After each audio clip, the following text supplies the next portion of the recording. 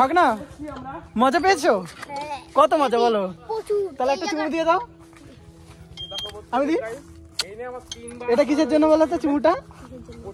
কারণ প্ল্যানটা তোমার জন্য হয়েছে। এ আমাদের বাড়ি এসেছিল, ঠিক আছে, এসে বলছে মামা চলো ঘুরতে যাবো। তো আমি বললাম ঠিক আছে চলো। তো এটা সাডেন প্ল্যান হলো, তাই তো? আমাদের কোনো মানে কি বলবো, আমরা ভেবেছিলাম আমরা চায়নাহাট যাবো ঘুরতে। তো এই ভাই আর এই ভাই বললো চলো বত্রিশ বিল নিয়ে যাই। এই জায়গাটা আমি হ্যাঁ হ্যাঁ তার জন্য থ্যাংক ইউ এত সুন্দর জায়গায় নিয়ে আসার জন্য। এটা পুরোটাই গ্রাম এরিয়া, পুরো গ্রাম, বাঁশবাগান সব গ্রামে যেরকম বাড়িঘর হয়, মানে আমাদের ওখানে অতটা এরকম নয়, বাট এই জায়গাটা পুরোটাই গ্রাম। আমরা কি ঠিক জায়গায় যাচ্ছি কাকু? আমরা ঠিক জায়গায় যাচ্ছি তো? বত্রিশ বিল তো এইদিকে তো। চলো, কাকু বললো যে আমরা ঠিক জায়গায় যাচ্ছি। চলতে রহো চলতে রহো মানা, চলতে রহো। হারিয়ে গেছি, 1 বছর পরে এলাম। আমি তোদের ভরসে এসছি। এগুলো হচ্ছে পেঁয়াজের ক্ষেত। দেখো পেঁয়াজ অলরেডি বড় বড় হয়ে গেছে, জানি না ক্যামেরায় ধরা পড়ছে কিনা। অলরেডি এরকম অনেক বড় বড় সাইজ, মানে এত বড় বড় সাইজের পেঁয়াজ। তো অলরেডি এটা হচ্ছে পেঁয়াজের ক্ষেত, দেখতেই পাচ্ছ পেঁয়াজের ক্ষেত। এখানে দেখো কত সুন্দর। এগুলো হচ্ছে প্রকৃতি মায়ের দেওয়া অবদান। আমি প্রথম এই জায়গাটা এলাম, এসে পুরো পাগল হয়ে গেছি। এত সুন্দর জায়গা কি বলবো। এই কাকুগুলো ওলগুলো চাষ করেছে, আর এখানে ওলগুলোকে কেটে কেটে ফেলে রেখে দিয়েছে তোমার, কারণ শীতকাল চলে গেছে এখন, আর এই ওলগুলো ভর্তি হয়ে গেছে। এই যে ওল গাছ, এই দেখো ওলগুলো, মানে আমরা কিনে খাওয়ার মানে কি বলবো, মানে কিনে খাই আর এর এখানে নষ্ট হচ্ছে, দেখেছো? এটাই হচ্ছে গ্রামের লোকেদের সব থেকে বেস্ট সুবিধা। হ্যাঁ, যে ওরা কোনো কিছু কিনে খায় না। এই সারগুলো যে দিচ্ছেন এগুলো কি মানে জমিগুলোর গাছগুলো মরার জন্য নাকি বাঁচার জন্য? ও, এখানে কি চাষ হয়েছিল কাকু? তো ওই গাছগুলো যাতে মরে যায় তাই জন্য বীজ দিচ্ছেন, তাই তো? আমরা সবজি কিনে খাওয়ার জন্য টাকা দিয়ে কিনে খাই, আর এখানে মানুষগুলো দেখো নষ্ট করে দিচ্ছে। মানে এত সবজি হয়েছে না, এত উৎপাদন হয়েছে যে ওই কাকুটা সার দিয়ে সব হচ্ছে তোমার এইগুলোকে মেরে ফেলছে। কারণ এখানে কিছু তুলে অলরেডি রেখে দিয়েছিল, বাট সব কিছু অনেক বড় জমি, তো সবটা তোলা সম্ভব হয়ে উঠবে না, তাই জন্য বীজ দিয়ে মেরে ফেলছে গাছগুলোকে। মাটির রাস্তা দেখো, এই আমাদের ওখানে তো মানে মাটির রাস্তাই নেই, বাট এই সাইডটা দেখো মাটির রাস্তা।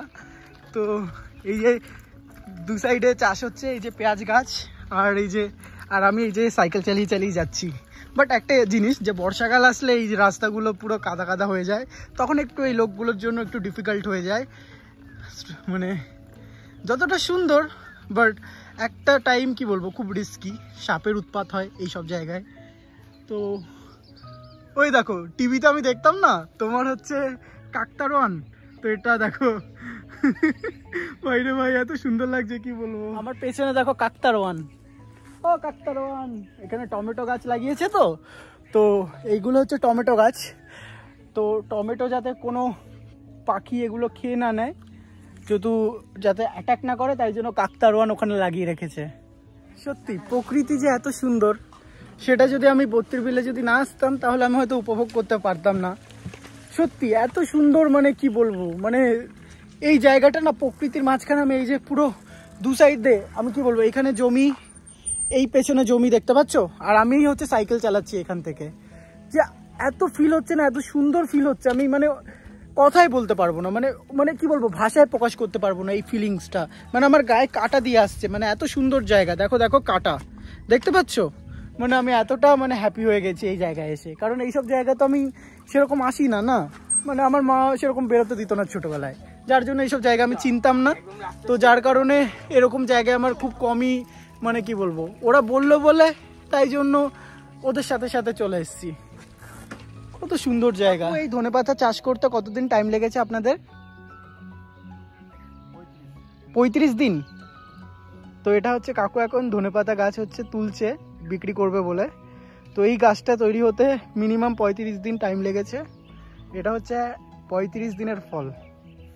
দেখো রিয়েল ধনেপাতা গাছ, যেগুলো আমরা বাড়িতে তরকারিতে রান্না করে খাই। হচ্ছে তোমার বাঁধাকপি গাছ লাগিয়েছে। দুটো মেথির আটি দিতে পারবে? তাহলে এই দুটো নিয়ে নিচ্ছি।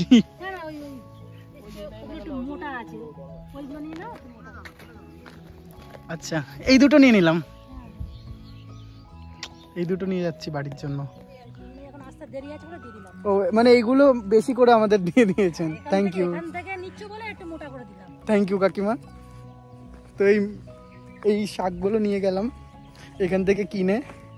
এই যেহেতু মেথি শাক আমরা এই টাইমটাতে কাসুরি মেথি বানাবো, তো এইগুলো বাড়িতে গিয়ে শোকাবো।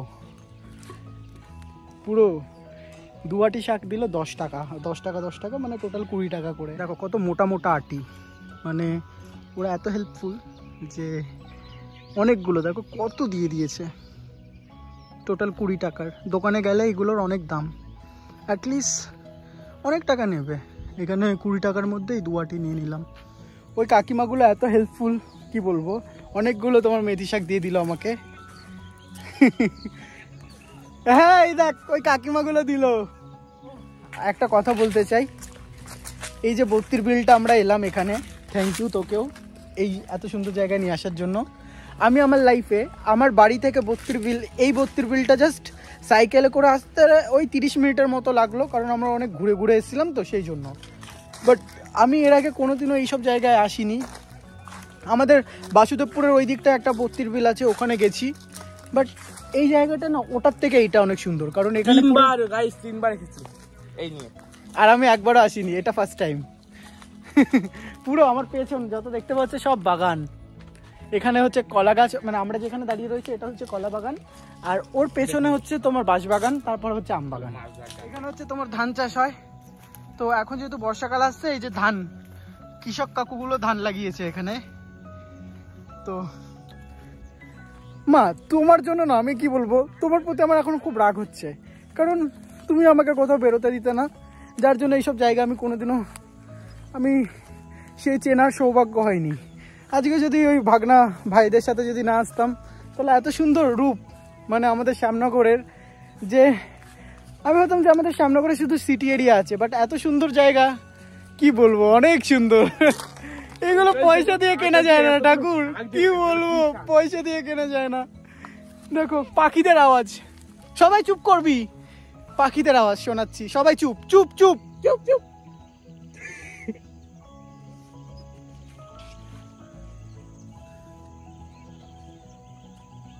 শুনতে পাচ্ছ তো পাখিদের আওয়াজ?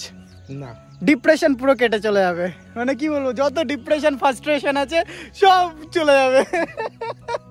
কি দারুণ জায়গা ঠাকুর, সত্যি।